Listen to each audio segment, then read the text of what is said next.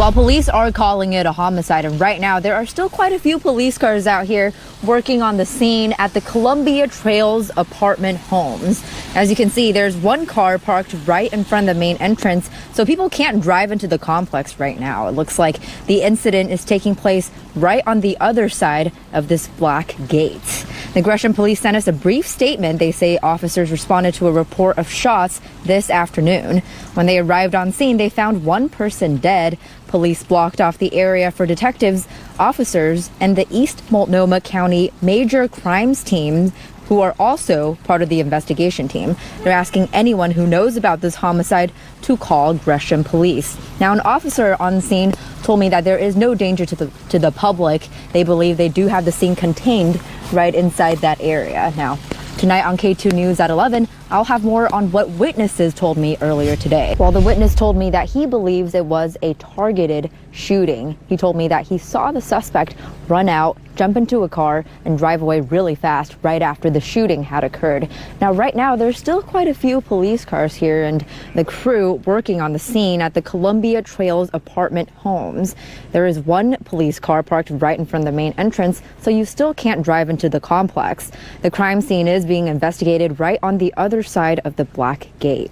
The Gresham police sent us a brief statement saying officers responded to a report of shots fired this afternoon. When they arrived on scene, they found one person dead. Police blocked off the area for detectives, officers, and the East Multnomah County Major Crimes Team, who are also part of the investigation team. They're asking anyone who knows about this homicide to call Gresham police. An officer on scene told me that there is no danger to the public at this time. He says they do have this scene contained. Now, this is all the information I can confirm with police. The witness I spoke with says he lives nearby and he believes drugs were involved in the shooting. I'm still working on trying to get more information about the victim and the suspect. As soon as I do, I will update the story on KATU.com. Portland police say 3 men were injured in a shooting outside the Wurst and Bossa Nova ballroom Friday night. They found 2 at the scene with non-life-threatening injuries. Another took himself to the hospital. The owner at this bar tells K2 she was robbed at gunpoint in October.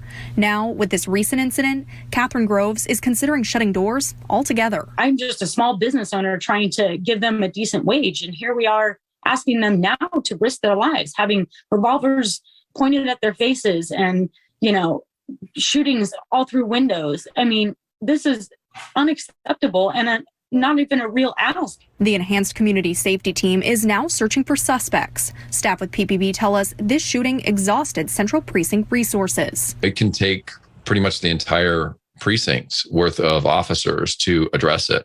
And this time we had to bring in some officers from other precincts in order to take 911 calls because there just wasn't anybody to go to any other calls. Bossa Nova shared a statement on social media saying no patrons or staff at the ballroom were injured and they're cooperating with the police investigation. I mean, this is too little too late. Our city is out of control. It's the Wild West down there. Friday night's shooting broke out just after 11 while surrounding bars were crowded with people. Catherine Groves tells us this is the second gun-related incident to impact her staff. The Wurst was robbed at gunpoint the night of Halloween. To have a revolver in my face when I have 3 children under 6 is way too much for me. Like I don't need this in my life. I don't want this in my life. I need to be at home with my kids is what I need. The owner at the Wurst tells us she's owned this space for the last 10 years. But now, with incidents like this becoming more common, management is considering shutting doors altogether. Trying to keep staff on hand to go into those bars and into those unsafe spaces is an unreasonable ask. And that's probably why we'll no longer be doing business down there, is for that exact reason. How can I ask my employees to risk their life to earn an income? Police tell us the enhanced community safety team is looking for information while conducting this investigation. PPB found 2 victims at the scene, though they are expected to survive. A 3rd victim took himself to the hospital. What does your team do to try and prevent issues like this from happening? It can be really difficult to prevent shootings. Even when we had full resources, I mean, things happened. The best that we can do is to be a presence, especially especially in an area where there's a lot of people gathered, and there's always the potential that some kind of conflict could erupt in this kind of violence. Bossa Nova shared a statement on social media saying no patrons or staff of the ballroom were injured, and they're cooperating with the police investigation. I asked officers if increased hiring will help these issues in the future. It's a long rebuilding process, and we're really in the beginning of that. And you know, it's the reality is we're probably going to be struggling for a while. Mingus Maps responded to the violence with a statement saying, quote, "The incident last night proves yet again that no neighborhood is immune from these shootings. I am grateful that the Portland Police Bureau is imminently launching the focused intervention team to proactively reduce gun violence in our city."